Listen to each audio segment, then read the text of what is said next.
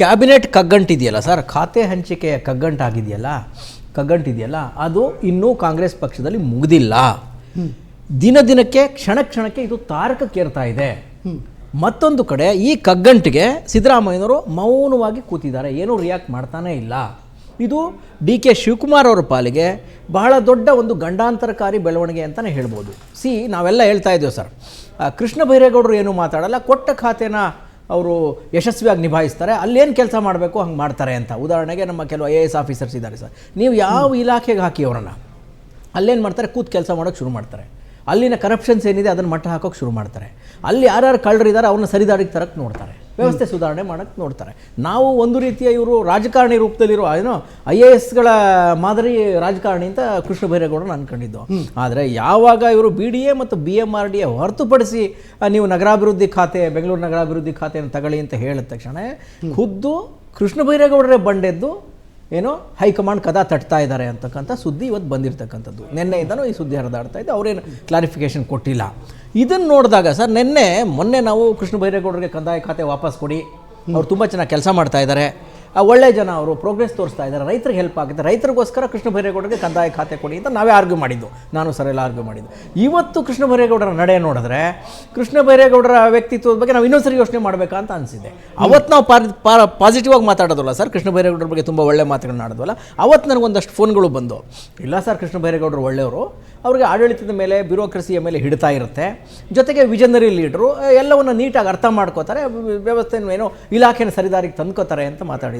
ಯಾರೋ ಒಬ್ಬರು ಹೇಳಿದ್ರು ಸರ್, ಇಲ್ಲ ಸರ್ ಕೃಷ್ಣ ಬೈರೇಗೌಡರು ನೀವು ಹೇಳ್ದಂಗೆ ಇಡೀ ದೇಹ ಚಿನ್ನ, ಆದರೆ ಮೂಗು ಮಾತ್ರ ಬೆಳ್ಳಿ ಅಂತ. ಕೃಷ್ಣ ಬೈರೇಗೌಡರು ಇಡೀ ದೇಹ ನೀವು ಹೇಳ್ದಂಗೆ ಆಯಿತು ಚಿನ್ನ ಅಂತ ಒಪ್ಕೊಂಡ್ರು, ಮೂಗು ಮಾತ್ರ ಬೆಳ್ಳಿ ಅಂತ. ಏನಪ್ಪ ಅದು ಅಂತ ಕೇಳಿದ್ರು, ಇಲ್ಲ ಸರ್ ಅವ್ರ ಬ್ರದರ್ ಒಬ್ಬರು ಚೂಡೇಗೌಡರು ಅಂತಿದ್ದಾರೆ, ಹಂಗಾಗಿ ಅವ್ರ ಕಾರಣಕ್ಕೆ ಅವ್ರು ಸ್ವಲ್ಪ ಚೂಡೇಗೌಡರು ಗೊತ್ತಿಲ್ಲ ಸರ್, ಅವರ ಕಾರಣಕ್ಕೆ ಅಂತ ಹೇಳಿದ್ರು. ಇರಲಿ, ಫರ್ಗೆಟ್ ಅಬೌಟ್ ದಿಸ್. ಬಟ್ ಅವ್ರ ಕೆಲಸ ಮಾತಾಡ್ತಾ ಇತ್ತು, ರೆವಿನ್ಯೂ ಖಾತೆಯಲ್ಲಿ ಅವ್ರ ಕೆಲಸ ಮಾತಾಡ್ತಾ ಇತ್ತು. ಒಂದು ಕಡೆ ಕೃಷ್ಣ ಬೈರೇಗೌಡರು ಏನು ಟೀಕೆಗೆ ಅತೀತರಲ್ಲ, ಆದರೆ ಹಿರಿಯ ಮಂತ್ರಿಗೆ ರೆವಿನ್ಯೂ ಖಾತೆ ಕೊಟ್ಟಿದ್ರೆ ಸಕ್ಸಸ್ಫುಲಿ ಅವ್ರು ಕೆಲಸ ಮಾಡ್ಕೊಂಡು ಹೋಗ್ತಾ ಇದ್ರು, ಅವ್ರಿಗೇನು ಅಸಮಾಧಾನ ಇರ್ತಿತ್ತು ಅಂತ ನನಗೇನು ಅನಿಸೋದಿಲ್ಲ. ಆದರೆ ಬೆಂಗಳೂರು ನಗರಾಭಿವೃದ್ಧಿ ಖಾತೆಯನ್ನು ಕೊಟ್ಟು ಮೇಯ್ನ್ ಅದು ಹಾರ್ಟ್ ಆಫ್ ದ ಆ ಖಾತೆ ಇರೋದೇ BDA ಮತ್ತು ಟೌನ್ ಪ್ಲಾನಿಂಗು. ಇವೆರಡು ನನ್ನ ಕೈಲಿರುತ್ತೆ, ನೀನು ಬರೀ ಗಾಡಿ ಓಡಿಸು, ಸ್ಟೇರಿಂಗ್ ನನ್ನ ಕಡೆ ಇರುತ್ತೆ ಅಂತ ಹೇಳಿದ್ರೆ ಅದನ್ನು ಬಹುಶಃ ಅವರ ಸೀನಿಯಾರಿಟಿ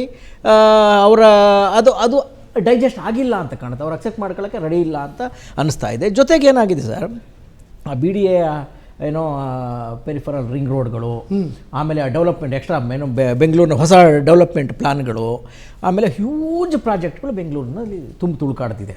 ಸಾವಿರ ಲಕ್ಷ ಕೋಟಿಯ ಪ್ರಾಜೆಕ್ಟ್ಗಳು ಬೆಂಗಳೂರಿನ ತುಳುಕಾಡ್ತಿದೆ. ಹಾಗಾಗಿ ಬೆಂಗಳೂರು ಎಲ್ರಿಗೂ ಬೇಕು. ನಾವು ರಾಜಕಾರಣಿನ ಅವನು ಎಷ್ಟು ಭ್ರಷ್ಟ, ಅವನು ಎಷ್ಟು ಪ್ರಾಮಾಣಿಕ ಅನ್ನೋದು ನೋಡೋದಕ್ಕಿಂತ ಅತಿ ಹೆಚ್ಚು ಇಡೀ ಕರ್ನಾಟಕದ್ದೇ ಒಂದು ತೂಕ ಆದರೆ ಬೆಂಗಳೂರಿನ ಅಭಿವೃದ್ಧಿ ಕೆಲಸಗಳದ್ದೇ ಒಂದು ತೂಕ. ಬೆಂಗಳೂರಿನ ಡೆವಲಪ್ಮೆಂಟು, ಬೆಂಗಳೂರಿನ ಸುತ್ತ ಇರೋ ರಿಯಲ್ ಎಸ್ಟೇಟು, ಆ ಲ್ಯಾಂಡ್ ಅಕ್ವಿಸಿಷನ್ಗಳು, ಡಿನೋಟಿಫಿಕೇಷನ್ಗಳು, ಬೆಂಗಳೂರಿನ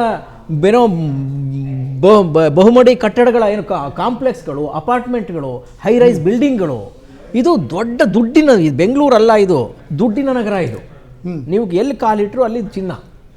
ಇಂಥ ಖಾತೆನ ಅವ್ರಿಗೆ ಕೊಟ್ಟು, ಇಲ್ಲ ನಾನು ಹ್ಯಾಂಡಲ್ ಮಾಡ್ತೀನಿ ನೀನು ಅದನ್ನಷ್ಟೇ ಮಾಡು ಅಂತ ಸಹಜವಾಗಿ ಅವರು ಅಲ್ಲಿ ಆಕ್ರೋಶಕ್ಕೆ ಕಾರಣ ಆಗಿದೆ.